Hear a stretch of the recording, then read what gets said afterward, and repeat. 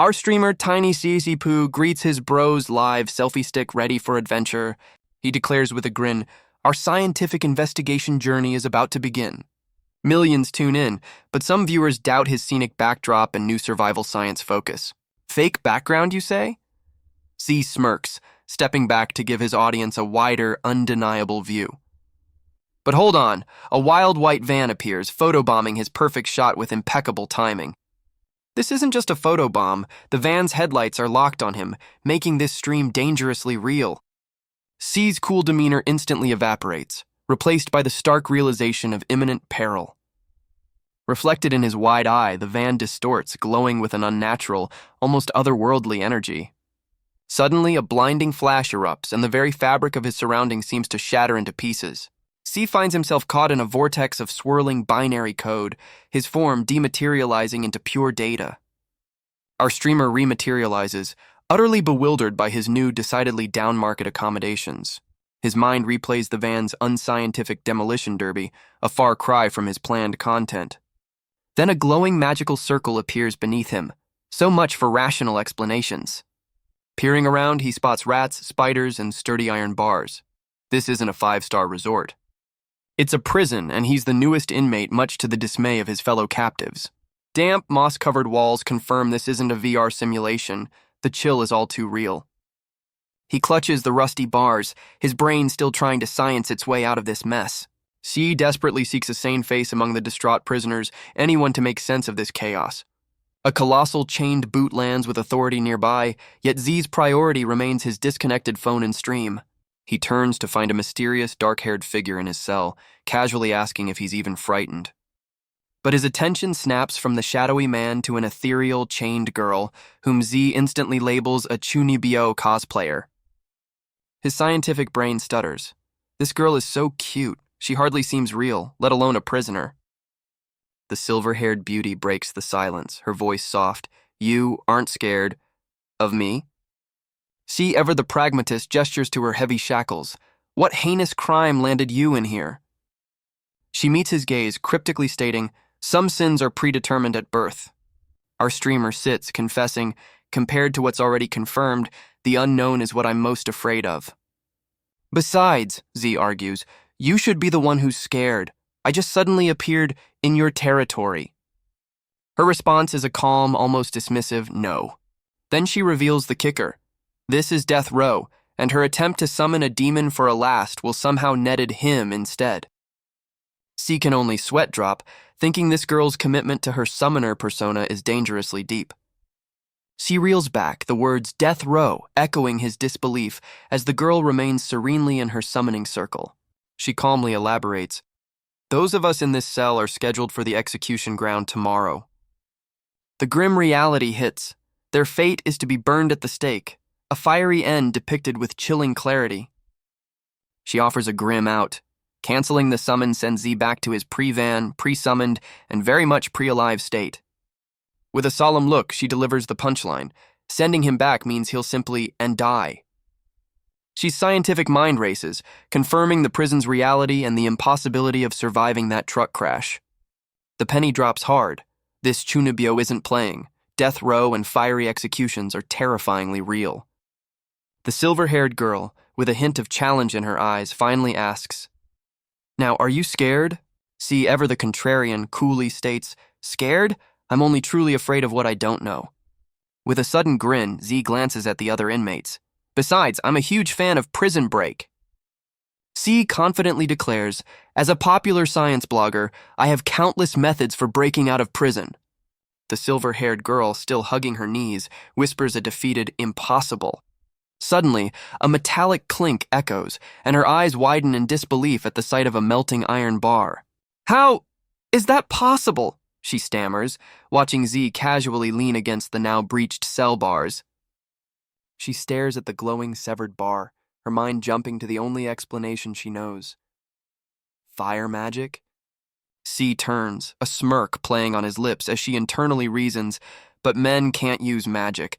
Magic is too fantastical. This, Z proclaims with a triumphant V sign, is the power of science, leaving the girl utterly baffled. He then kneels, rummaging through his surprisingly well-equipped bag, announcing, "This is it." She observes a strange purple glow from his contraption, noting, "No magic fluctuations, but it can burn through anti-magic metal." C holds up a small device and a can, a knowing glint in his eye. "Ever heard of a thermite reaction?" The silver-haired girl breathes, "No," as Z, now outside the cell, licks his lips, admiring his bar-cutting prowess. He presents his humble can of powder with a knife. "Never heard of it?" he asks, a glint in his eye. "Then you're in for a treat!" Z grins, offering an apple to the utterly bewildered girl.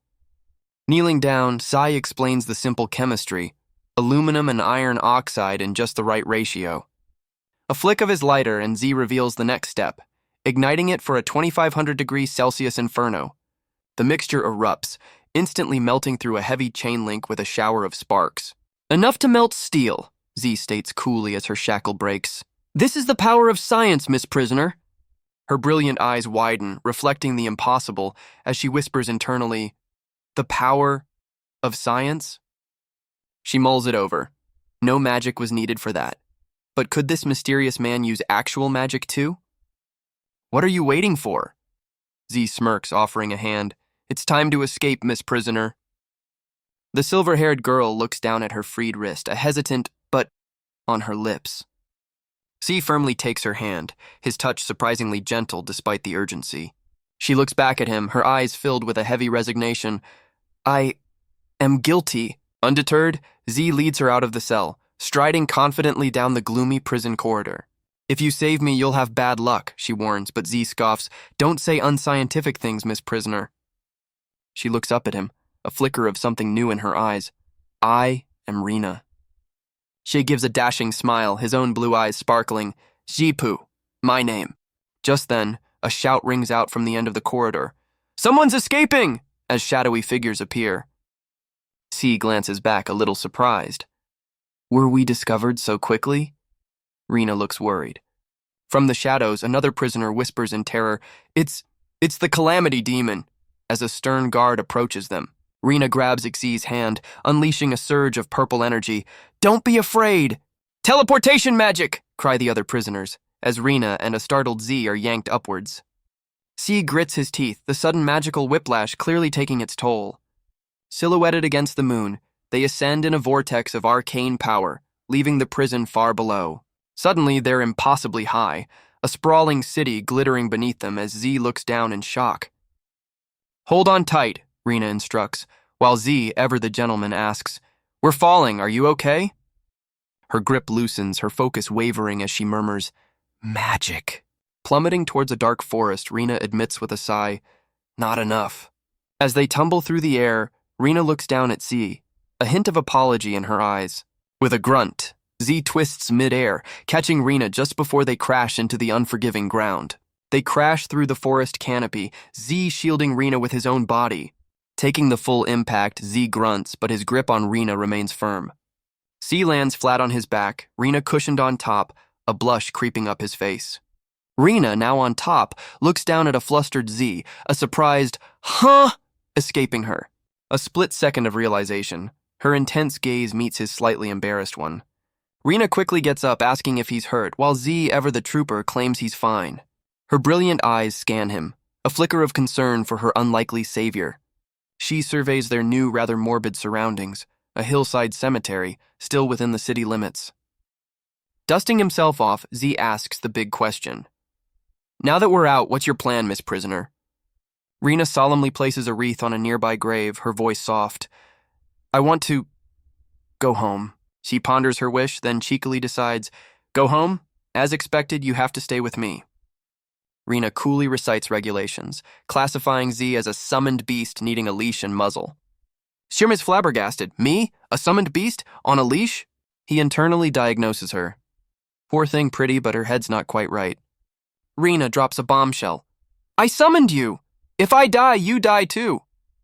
The realization hits Z like a ton of bricks. He's now half dead thanks to this magical contract.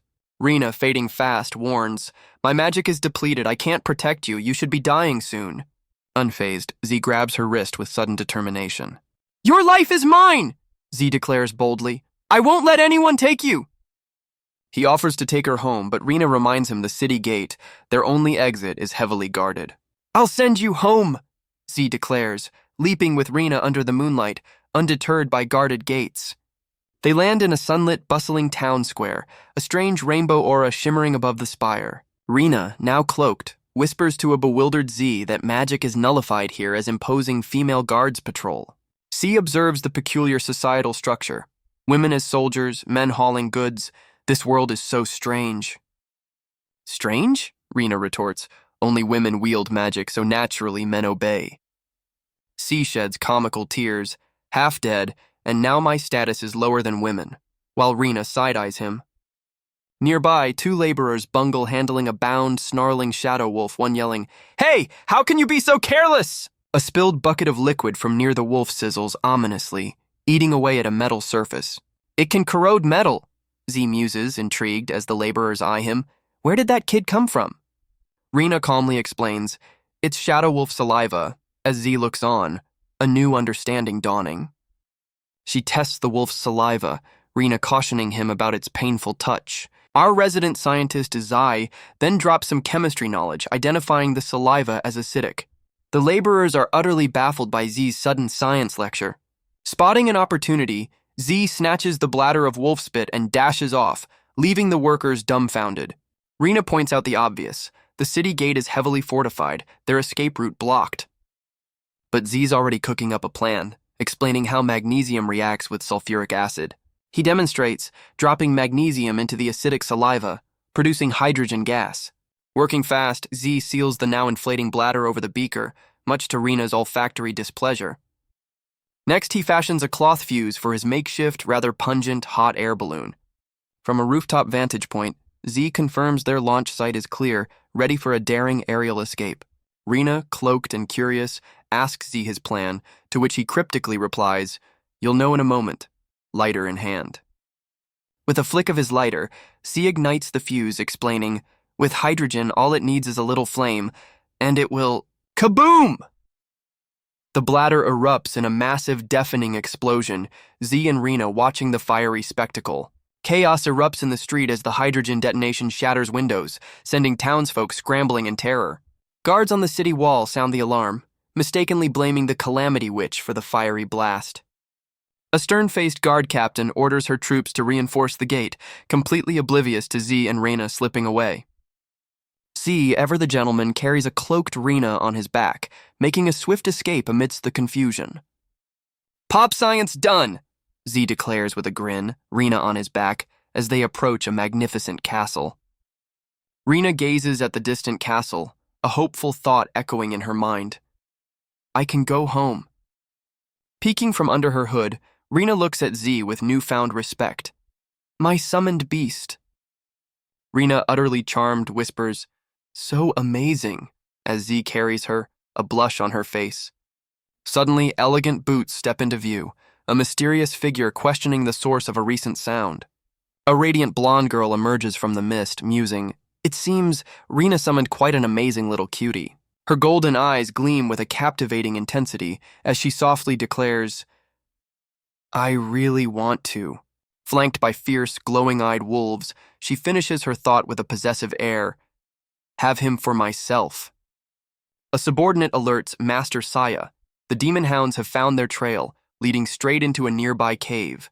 Master Sia's elite guard, mounted on snarling demon hounds, charge ferociously towards the hideout. Get them! Quick! Echoes as the pursuit squad storms the cave entrance, determined to capture their prey. Master Saya watches with a confident smirk as her troops disappear into the darkness, anticipating a swift victory. Inside, the guards recoil, sneezing uncontrollably. What is that smell? Achoo! Even the hounds are disgusted. Rena, stepping confidently, declares their current location safe. C reveals his master plan, strong smells to throw off those super-sensitive demon hound noses. Rena's impressed by his quick thinking, while Z gives her a thumbs up, crediting her intel for his pepper defense. Rena subtly reaches out, tugging at Z's sleeve to get his attention. Leaning in, Rena takes a delicate sniff of Z, leaving him utterly bewildered. A blushing chibi Rena laments that they also reek, wishing desperately for a bath.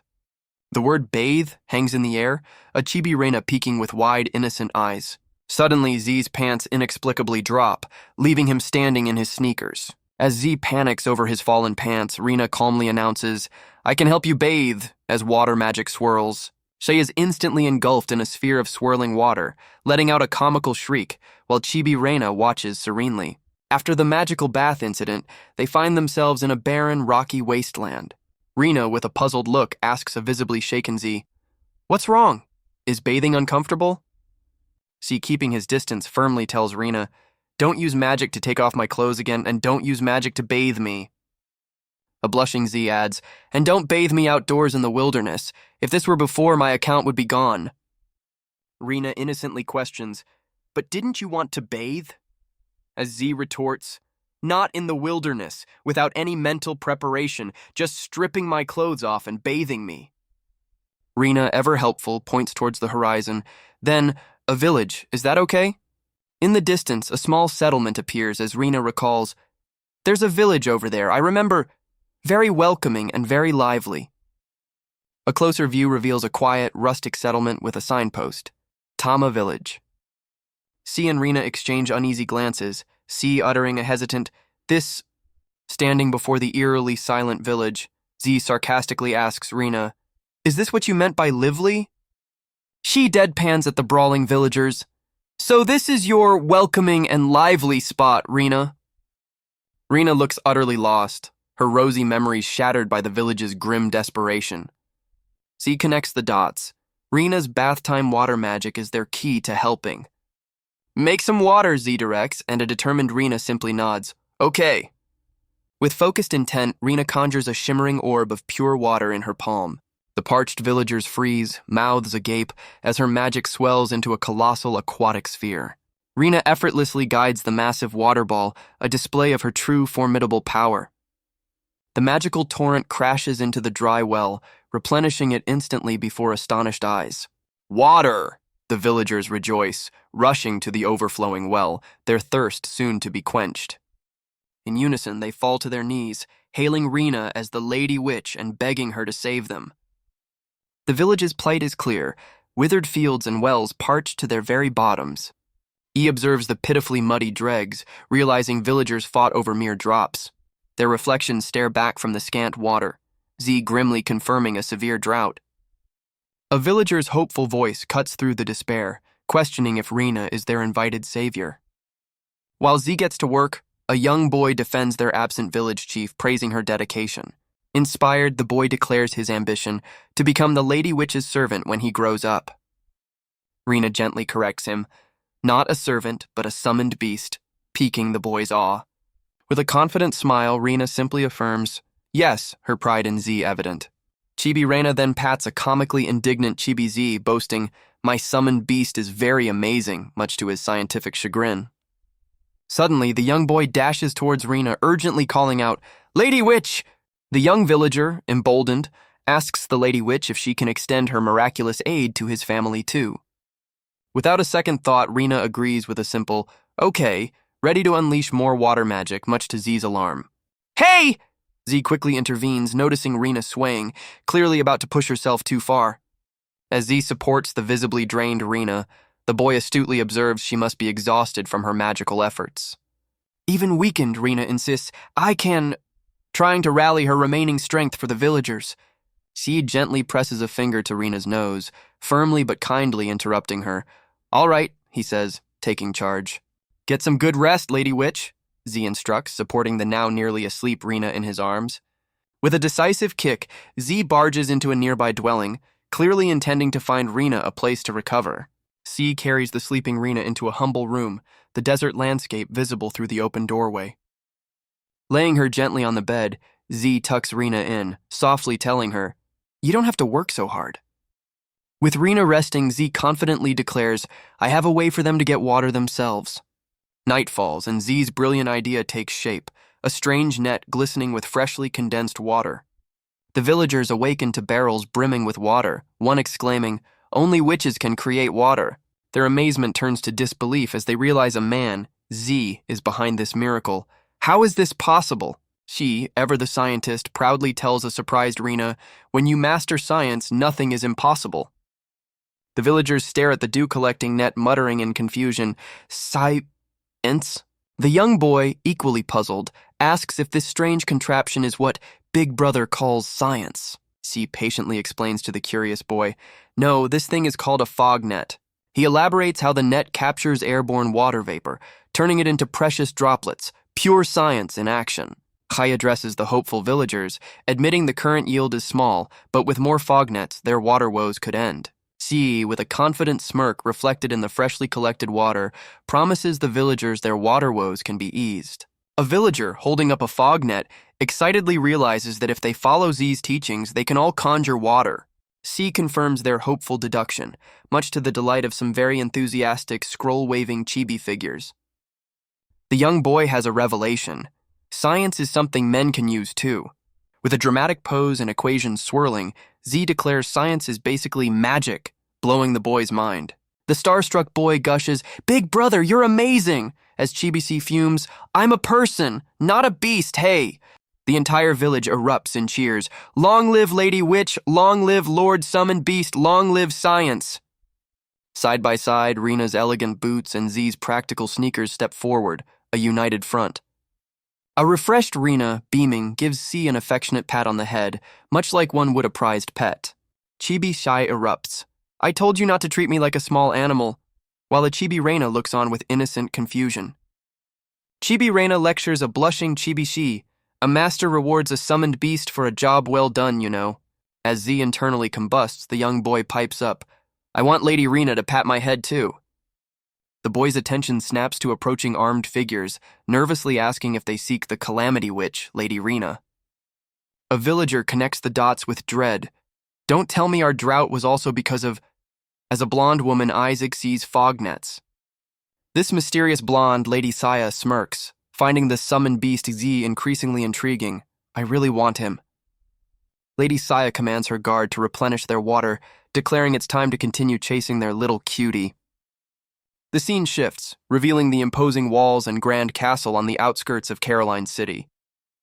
Near Caroline, Z and Rina encounter a merchant shamelessly hawking magic water at sky-high prices. A desperate citizen pleads for a sip, only for the greedy merchant to sneer, "If you can't afford it, then get lost." Z observes the blatant disaster profiteering, then pointedly asks Rina if anyone actually manages things in her supposed home, Caroline. Rina, unfazed by Z's question, simply conjures a fresh bucket of water with a flick of her wrists. She offers the life-giving water to a parched citizen, a beacon of hope in the desperate crowd. "Water, it's free! Free water!" echoes through the square as Rina shares her magic, Z looking on. The greedy merchant stares in disbelief, his lucrative water monopoly suddenly threatened. Suddenly, a splash. Rina recoils as water is thrown at her, a clear act of aggression. "I don't care where you came from, you rude witch," the merchant sneers, stepping forward. He brandishes a license, flanked by imposing figures, declaring, "Only we can sell water here." Rina, ever so calmly, retorts, "We're not selling water, we're giving it away." The merchant's smirk widens. "Don't you know," he begins, clearly enjoying her supposed naivety. "Precisely because it's free, it's even less permissible," he hisses. "Cutting off a livelihood is a grave offense." The merchant cackles, warning Rina that the Lord's mansion won't stand for her charity. He then kindly reminds them, flanked by his orb-wielding goons, of the established order. This profiteer looms, threatening deadly consequences, claiming the Lord's mansion would even sanction it. Suddenly, the merchant barks, "Everyone, clear out!" as new figures approach the scene. A knight and a lady in white arrive, the merchant exclaiming, "Lady Ruby!" as the lady looks on with concern. The merchant quickly tattles to Lady Ruby, accusing Rina of malicious competition and harming their guild's water witch. Lady Ruby's gaze hardens, a silent storm brewing in her eyes. With a swift, decisive move, Lady Ruby sends the merchant flying. The merchant hits the deck, utterly floored, as Lady Ruby stands resolute, much to Z and Rina's surprise. Then, in a shocking turn, Lady Ruby bows deeply to Rina, proclaiming, "Greetings, Lord," leaving Z utterly bewildered. Sai-Kan only splutter a bewildered "ha" at this unexpected turn of events. He stares at Rina, his mind reeling. Her? The Lord? The scene dramatically shifts to a magnificent sun-drenched castle, clearly the Lord's domain. Inside, Z's bath time is rudely interrupted by a maid, prompting his shocked, "Isn't this the men's bathroom?" The bespectacled maid coolly confirms his identity. "You're Z Poo, right? I'm here to take your measurements." A flustered Z, towel askew, stammers, "Measurements? Measurements for what?" The maid, brandishing a tape measure, explains the length assessment is vital, as the Lord has very particular standards for her acquisitions. Panicked, Z grabs a small barrel lid for cover, yelling, "You, wait!" He desperately tries to maintain some distance, shouting, "Just stand there, don't come any closer," while the maid waits unfazed. C, retreating into the tub, negotiates, "Put it there, I'll do it myself," as the maid instructs him to fill out every item and then report to the Lord. The maid, adjusting her glasses, sternly warns Z, "Remember not to fake the data." Meanwhile, luxurious streams of water fill a grand bathtub, a stark contrast to the recent drought. C, soaking, muses, "I thought I was just leeching off a witch, not a lord who can have a harem." He stares at the abundant bathwater. People outside are worried about water, but here, as expected, Z sighs, nobles are always clueless about suffering. Later, looking dapper in new clothes, Z gazes into a mirror, a thoughtful "no" escaping him. Striding down a lavish hall, he considers, she might be different. Reaching a grand door, Z intends to demand, "Before that, please explain." Inside, Lady Ruby confronts Rena. "Why are you, who should be in the Azira royal capital, in the Caroline territory?" Ruby reminds Rena of an old pact. Return to Caroline is forbidden until she's 18 and her magic is stable, lest she cause disaster. Z, eavesdropping, realizes cause disaster is why Rena felt guilty. Lady Ruby sternly orders Rena to fulfill her duties and head to the royal capital immediately. Rena meekly agrees, "I will go back, but," her voice trailing off with unspoken conditions. She internally freaks out, "Going back is just asking to be killed, or a buy one get one free deal on our heads." Bam! C throws open the doors, ready to interrupt this heavy conversation. He boldly challenges Ruby, "You don't care that the Lord was imprisoned on death row for her people?" C presses further, "Do you not care if she's sent to the stake either?" causing Ruby to flinch. Rena interjects, declaring she'll go to the capital, but only after solving the drought and visiting her mother. A silent, intense stare-down ensues between the determined Rena and the resolute Lady Ruby. Ruby clarifies her mission. Preserving the territory's strength means not depleting the Water Witch's magic, even to save people. Rena, with Z standing firm behind her, insists her mother would support using Water Witches for disaster relief. She passionately declares her mother would never, ever abandon her people in their time of need. Lady Ruby counters, stating castle finances are tight and mobilizing other witches would only sow more chaos. She, not having any of it, dramatically kicks his chair back, ready to make a point. He sarcastically remarks, "Interesting. Plenty of water for baths, but none to save the dying, huh?" Lady Ruby turns, her expression unreadable as Z's pointed words hang in the air. With chilling detachment, Ruby proclaims that the common folk simply have their own destiny. Rena stares, aghast. Destiny? Is that all their lives amount to? Gazing at the suffering citizens below, Rena vows, "Even if it drains all my magic, I have to try." With newfound resolve, Rena touches the window, determined to change their fate as Ruby and Z watch. Lady Ruby's patience snaps, her hand slamming down in frustration.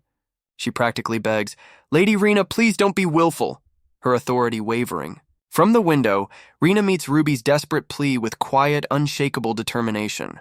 Z, cool as ever, inquires about Rena's magical repertoire. "Ice? Wind? Can you do both?" He points out wind witches are a dime a dozen, but ice witches? Rare. And Rena's got the combo. Turning to Ruby, Z expertly dissects her anxieties about witch deployment and enemy opportunism. Ruby concedes his points, adding that governing isn't child's play and witches have their posts. A restless tap of her fingers betrays the storm brewing beneath Ruby's stern exterior. Then Z, with a knowing smirk, proposes a brilliant alternative. Wind, ice, and a dash of science. Hope ignites in Rena's eyes as Z boldly claims his scientific approach will conquer Caroline's entire drought. Lady Ruby, hand-clenched, can't believe Rena is falling for this. She scoffs. "Lady Rena to actually believe a man's tall tale. clearly doubting Z's grand scientific solution. Just then, elsewhere in the sun-drenched castle, important news is about to arrive. A chained figure shuffles in as word spreads. The lord who was supposed to be in the royal capital has returned. Down a lavish hall, a striking red-haired woman strides purposefully, her shackled attendant trailing behind. It's Merida, the blindfolded vice president of the Fano Merchant Guild, and she looks serious. As they enter, Merida, with a hint of remorse, is announced, her attendant holding a formal letter. Merida, with a slight bow, declares she has come to apologize. The trio looks up as the vice president of the Fano Merchant Guild makes her unexpected entrance. Indeed, Merida confirms her purpose. A formal apology is in order. Merida's attendant presents a formal license, announcing their intent to apologize for past offenses to the Lord. Merida declares she'll return the license and withdraw all water witches, effectively ending their water supply business in Caroline. Lady Ruby is struck dumb, her expression a perfect blend of shock and irritation at this power play. C shrewdly notes this apology looks more like a cunningly disguised challenge from the Fano Guild. He deduces they're leveraging the Water Witch's withdrawal to strong-arm Caroline into a better deal. Rena, ever the gentle soul, gently pushes the offered license back towards the attendant. She graciously tells them, ignorance is no sin, and implores them to let the Water Witches remain. The attendant and Merida exchange a look of surprise, clearly not expecting such a response. Merida, with a slight smirk, concedes, Lady Rena is so generous, then keep the license. Lady Ruby sighs, a silent acknowledgement of Rena's unexpected yet effective diplomacy. Merida, however, insists a sin must be punished, revealing the guild's original intent to withdraw the witches regardless.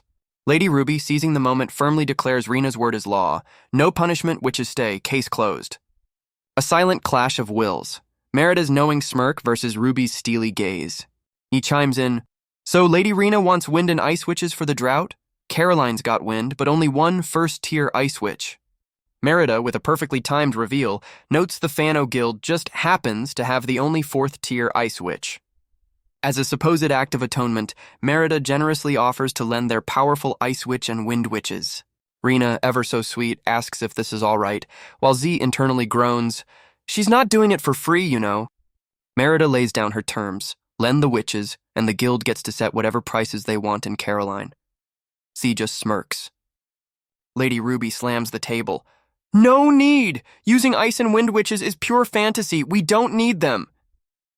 Rena, to Ruby's utter shock, calmly states, I agree. Merida, ever the opportunist, praises Rena's compassion, offering an additional workshop as a token of goodwill. But Merida's inner schemer smirks, convinced they'll soon crawl back, giving her all the leverage. With a sly glance, Merida advises Rena, oh right, you'd better hurry. She then drops a juicy tidbit. I heard a Lady Sia from the royal capital seems to be chasing closely. Elsewhere, the very same Lady Kia arrives, gazing at the castle, eager to learn more about Rena. Just as Rena makes to leave, Z grabs her hand. Stop! Not so fast, your ladyship. C, ever the curious scientist, demands a crash course. First, explain your witch knowledge to me. First tier? Fourth tier? What's the deal? He scratches his head. And 2 witches for wind and ice? Can't one witch just do both? Rena, now in adorable chibi form, patiently explains the 9-rank witch hierarchy. The higher the rank, the stronger the magic. And just like that, they're off to the alchemy workshop, presumably for Z's grand scientific demonstration. With a creak, Z and Rena step into the dusty, forgotten alchemy workshop. Rena reveals, most witches master only one magic, but as cleaning supplies dance around her. Command 5, she declares, a whirlwind of power. Everything but ice, that is. Oh, and by the way, she's a 9th-tier witch, looking effortlessly pristine. Haishi's mind is blown, a genius. But why the fainting spells? Rena sighs. Rapid magic use, you see. She, ever the pragmatist, pins up a complex scientific diagram with a decisive thwack. He unveils his grand plan, a nitrogen production device, admitting he needed a builder. Time for a game, little genius, Z grins. Let's fire up the Witch's Alchemist Workshop. Guiding her hand, Z has Rena heat metal bars. Like this? She asks, as he advises on controlling the force. A massive metal piece glows white-hot under Rena's fiery touch, while Z reminds her to pace herself. Rena, despite her HP dropping to 66%, insists, I can... as Z cautions her against overdoing it. "Ha ha!" Z exclaims, admiring their finished contraption. "Magic is quite useful, I have to say." She gives Rena a thumbs up and a head pat. "Lady Lord is so amazing. Let's see how you like being treated like a puppy." Rena looks up, a little startled, as Z's hand rests on her head in a surprisingly gentle gesture. A flustered Rena touches her head, a blush creeping up her cheeks from the unexpected praise. C proudly presents the completed device. "With this and the two witches, we can start producing liquid nitrogen for artificial rainfall." Just then, two figures appear at the workshop entrance, announcing, "We are witches sent by Lady Merida, here to report. Meet Floro, the sleepy wind witch, and Ginlis, the studious ice witch, ready for duty." Rena innocently asks them to cooperate with her summoned beast, much to Z's exasperated, "I'm not a beast." The new witches exchange a puzzled glance, Ginlis wondering, "Aren't we supposed to obey Lady Rena?" Floro scoffs, "But this man?" clearly unimpressed by Rena's summoned beast. C coolly cuts in, "Who you obey isn't important, ladies." He then lays out the master plan: wind magic to compress air, ice magic to liquefy it, all for artificial rain. Floro's jaw drops, a tiny creature on her head equally stunned. "You want us to solve the drought?" Ginlis eyes the contraption. "With this scrap metal, it's not even a magic tool." Z just grins. That's right." The witches exchange a look. Floro mutters, "Men don't get magic. Let's just play along and get paid." Undeterred, Z confidently slaps a pressure gauge onto his magnificent machine. "This is a pressure gauge," he announces, as Floro grumbles about being able to see pressure just fine. Z directs Floro, "Fill this tank with wind until the needle hits 15. Floro, already looking put upon, grumbles about being put to work so soon as she reluctantly conjures wind. Floro, with a flick of her wrist, unleashes a torrent of wind magic into Z's contraption. Ginlis watches with mild surprise while Floro lets out a delicate yawn, already bored. She thoughtfully strokes his chin, observing the pressure gauge with a critical eye. "Miss Floro, once the needle hits 15, you can rest," Z says, and Floro suddenly perks up. "Oh! I'll give it my all," Floro declares, unleashing her power as tiny Z's cheer her on to ignite her cosmos. The pressure gauge needle climbs, but only manages to reach a measly 4. C, however, points excitedly. 15, even as the gauge clearly shows a much lower number. Floro, looking utterly drained, trembles as she struggles to maintain the wind, C's 15 echoing in her ears. "Ugh, I didn't think I'd get to rest this way," Floro mutters, collapsing into a chair, completely spent. C stares at the gauge. "Not even 5. Is this the true power of a 4th-tier witch? This won't compress any air at all." Floro, incensed, snaps back. "Who are you looking down on? I'm a somebody among 4th-tier wind witches." She accuses Z, "You just built this junk to blame me for your impossible boasts, didn't you?" The pressure gauge stubbornly sits near 0, mocking Floro's efforts. But then, with a whoosh, the needle rockets past 15, soaring towards 20. Rena, surrounded by a maelstrom of wind, calmly asks, "Like this, is it enough?" as Floro gawks. C flashes a brilliant thumbs up. "Lady Rena, you're incredible, absolutely amazing." Rena lands gracefully, her star-adorned boots kicking up a gentle breeze. She then casually reveals, "Of my 5 magics, wind is one of them." Floro stares, utterly dumbfounded as the reality of Rena's power sinks in. Ginlis comforts a crushed Floro, who mutters, "All my wind magic training pales before her raw talent." He announces with satisfaction, "Nitrogen production is a go, and for the next step," he expertly connects a hose, explaining, "We'll transfer this freshly made nitrogen into a special container." With a firm push, the hose clicks onto a cylinder clearly marked N2, Phase 2, locked and loaded. C turns to Ginlis. "Miss Ice Witch, your turn. Liquefy the contents of this tank, if you please." He elaborates, "It's nitrogen gas. Chill it to 195 degrees C, and presto, liquid nitrogen for our rainmaking debut." C presents the N2 tank to Ginlis. "Basically, I need you to give this gas a serious case of brain freeze." Floro, ever the skeptic, whispers to Ginlis, "Don't overdo it, he's probably just messing with us, even if Rena could do it." Ginlis, however, clutches her grimoire. "But he wants to solve the drought, and this is my first official assignment." With newfound resolve, Ginlis unleashes a frosty torrent. "I'll give it everything I've got." only to immediately crumble, muttering, "Work is terrifying," as Z watches, utterly bewildered by the sudden shift. C ponders, can a fourth-tier ice witch not liquefy nitrogen? No liquid nitrogen, no artificial rain. Ginless, with sudden fire in her eyes, clenches her fists. "I can do it!" Only for her resolve to shatter instantly. I can't," she whimpers, terrified. Fluoro erupts. "Look what you've done to my partner," as Ginless mentally short-circuits between "I can" and "I can't." "That's it, we're going home," Fluoro declares, dragging a sobbing Ginless away. "No more work today." She watches them storm out, a single bead of sweat betraying his cool facade. Rena silently offers Z a drink and he looks up, a little surprised. "Oh, you've worked hard," Rena says, acknowledging his efforts despite the chaotic turn. She sighs. "You all did the heavy lifting. I just provided the theory," and apparently upset them. Rena pats Z's head reassuringly. "It's normal for those who don't understand to get upset," as he internally grumbles about being petted again. But a glint in Z's eye suggests this setback is just a new beginning. C spots Ginless's forgotten grimoire. Little glasses left her book. Flipping through its pages, Z deciphers the truth. So, your magic, it deconstructs and reconstructs matter. He slams the book shut, a brilliant plan already forming in his scientific mind. C downs the drink Rena gave him, a thoughtful look replacing his earlier surprise. "Rena!" he exclaims, setting the glass down. "I've got an idea!" Rena blushes, realizing, wait, that's the cup I drank from. He gestures to 4 new imposing machines. "With these, we just need our witches back on the job." Rena gently dabs his face. "You've worked hard," she says softly. "You're the one who worked hard," Z counters. "You made these 4 machines with your magic." With a snap of his fingers, Z signals the next phase of his grand experiment. Just then, Fluoro and a very reluctant Ginless reappear, with Fluoro sarcastically announcing, "Your witches are here to work." C, ever the opportunist, confidently tells Ginless, "Miss Ginless, I know how you can liquefy that nitrogen." Fluoro scoffs, "Huh?" while Ginless looks on, a mix of doubt and desperation on her face. "You, a non-magic user, dare to instruct a witch?" Fluoro sneers, "Especially with ice magic even Lady Rena doesn't use?" She momentarily falters under her sharp gaze, a single bead of sweat betraying his nerves.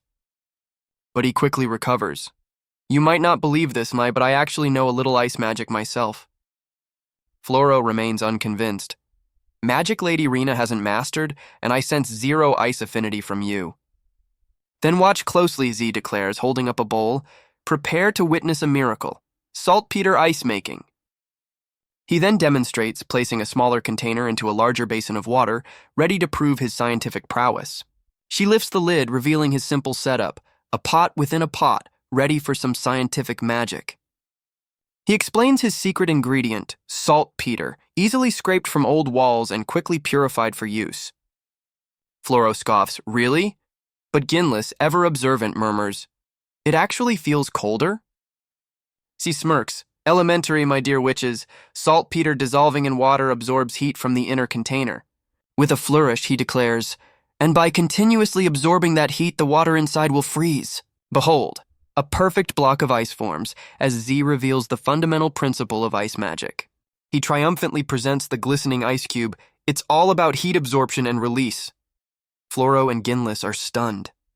C casually offers the ice to Ginless. "Here, feel for yourself how cool science can be." Ginless cradles the ice, her eyes wide with dawning comprehension. Heat absorption. Heat release. Suddenly fired up, Ginless exclaims, "Summoner, sir, your orders, please." Leaving Z to splutter, "It's Z! Z! Pooh!" She begins his masterclass. "Ginless, cast any simple ice spell for me." "The essence of your ice magic," he reveals, "is controlling an object's heat release." Ginless's eyes widen in understanding.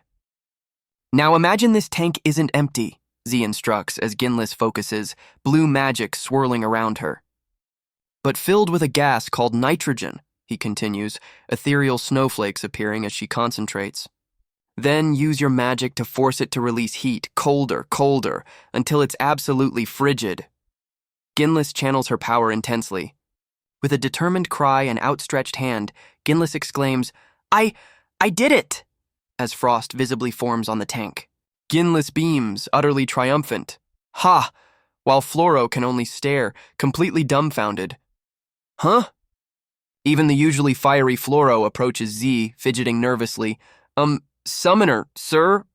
I want to work too. Can you guide me as well? Floro asks, a hopeful blush gracing her cheeks. With the team's spirit renewed, their headquarters stands tall under a bright, promising sky. As dusk settles, their grand plan to end the drought is set to unfold under the starry sky. Lean outlines the next step. Produce enough liquid nitrogen, then get it sky high for a big boom. Relaxing on the rooftop, he explains to Rena, then rain will fall and the drought will finally be over. Rena, ever dedicated, offers a solution. I can use my teleportation magic to send it up. But Z quickly halts her, a playful crown icon appearing as he interjects. Hold on, Lady Rena, Z warns. Your magic drains more than just mana. You need to rest or you'll collapse. Rena gazes at the moon, resolute. Like my mother, I must do something for my people. She gently persuades, and to ensure success, you need your strength. That teleportation is a massive drain, right? Rena turns, a soft blush gracing her cheeks, clearly moved by his concern. Finally convinced, Rena leans on Z's shoulder, resting as he softly murmurs, rest. She mooses. She actually fell asleep right here, as Rena slumbers on his shoulder under the starry sky. The moonlit city below sleeps, unaware of the tender moment unfolding above. Ever the gentleman, Z carries the sleeping Rena into her opulent chamber. He gently lays her down, careful not to disturb her much-needed rest. But as he turns to leave, Rena sleepily grabs him, murmuring, Don't leave me, catching Z completely off guard. A flustered Z finds himself with an armful of sleeping witch, her face peaceful against him. Suddenly, Rena clings even tighter, pulling him closer in her sleep, much to Z's wide-eyed surprise. Z thinks, she's usually so stoic. I never imagined this side of her. Rena then softly murmurs, Mommy, nuzzling closer, lost in her dreams. Huh? Z exclaims internally, utterly bewildered by this unexpected turn of events. Just as things get complicated, a knight bursts in, Lady Rena, while Rena sleepily mumbles. Rena's eyes snap open, the dream state shattered by the sudden intrusion. Mortified, Rena realizes her compromising position with a wide-eyed Z, her cheeks burning red. The knight urgently reports, Lady Rena, refugees are flooding the city, desperate for water.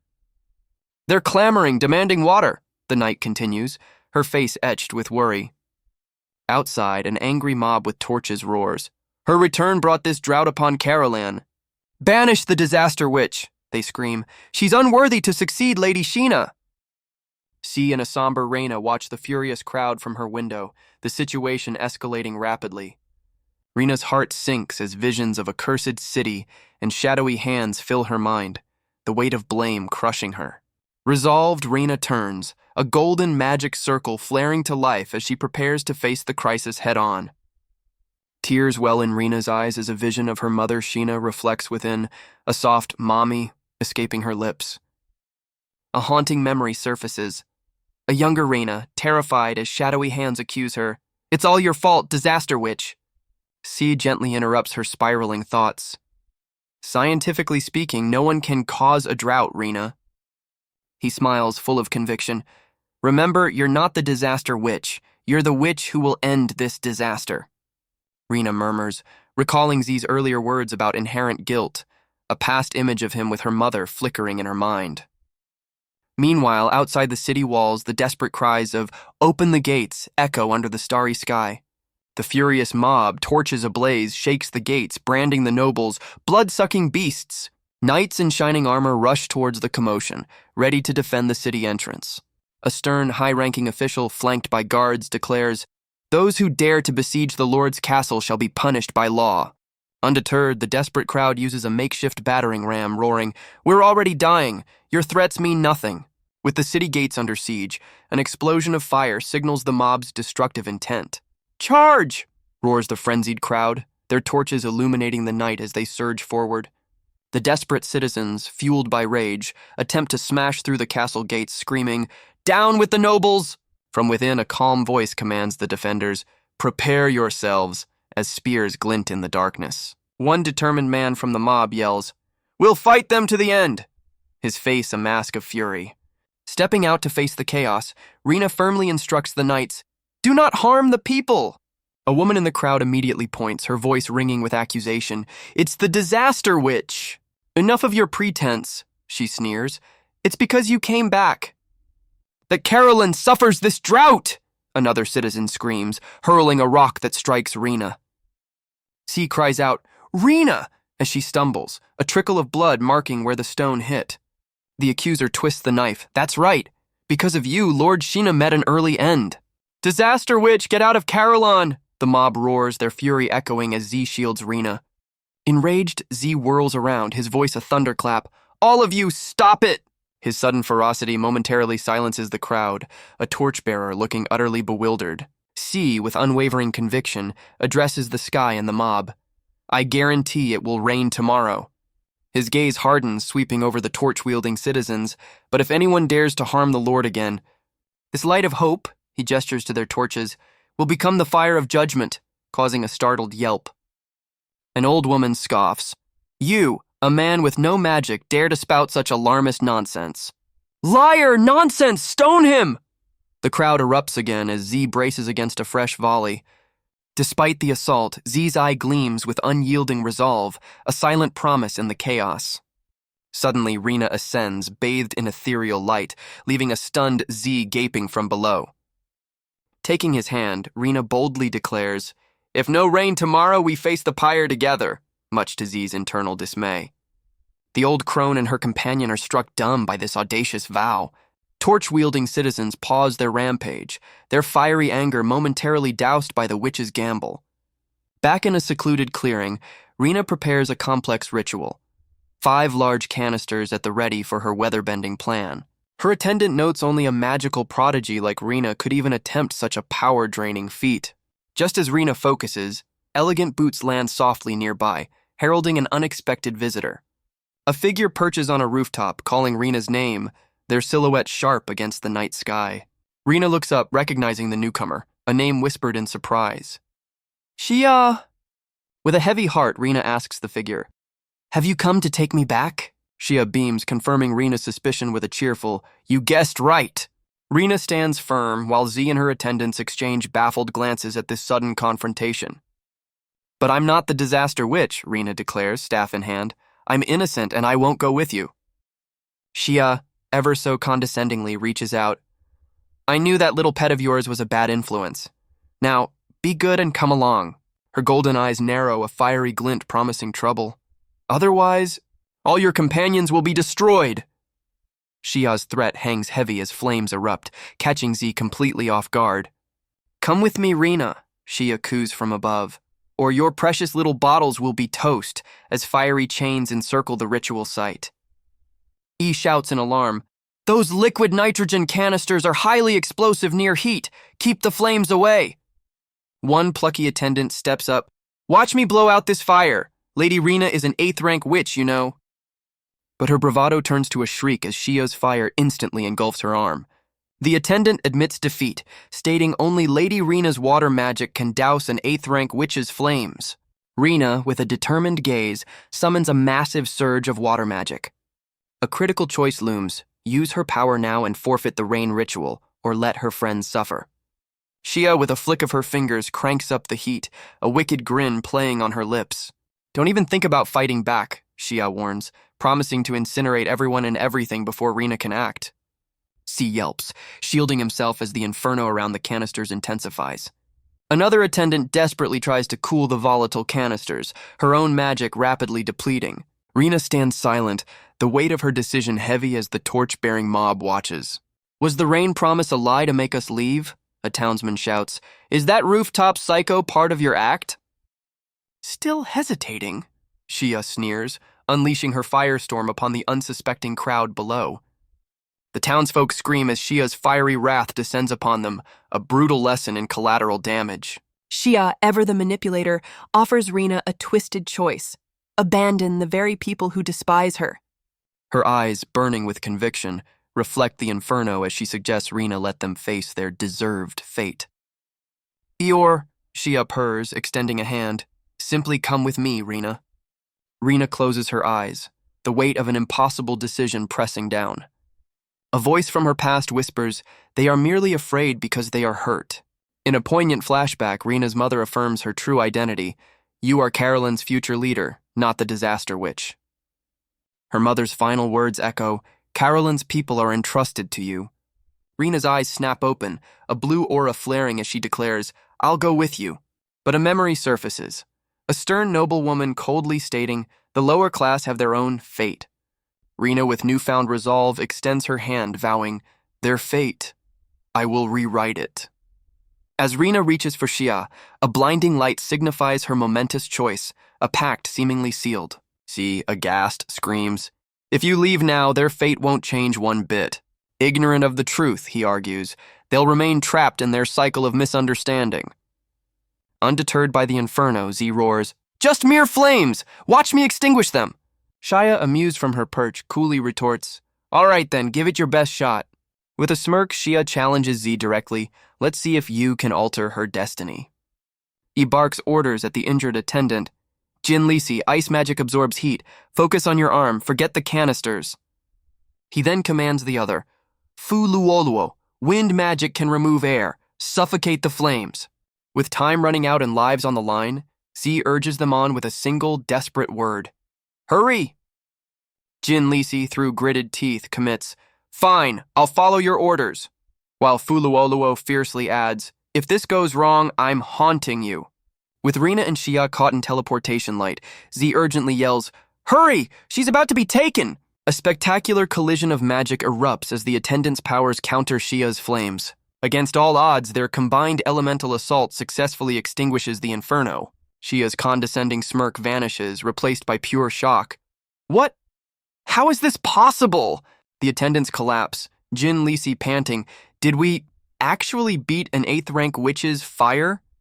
While Fu Luoluo sobs from the effort. As Xia's teleportation pulls her upwards, Rena desperately reaches out, crying, see! Suddenly, a hand wreathed in dark purple energy darts out, seizing Xia's arm mid-teleport. C, having dramatically intervened, looks towards Rena with a knowing smile. I knew you could hold on. He then challenges Rena, now you can prove it to everyone. Show them you're not the disaster witch. With Xia's teleportation disrupted, Z uses his own power to send the volatile canisters skyward.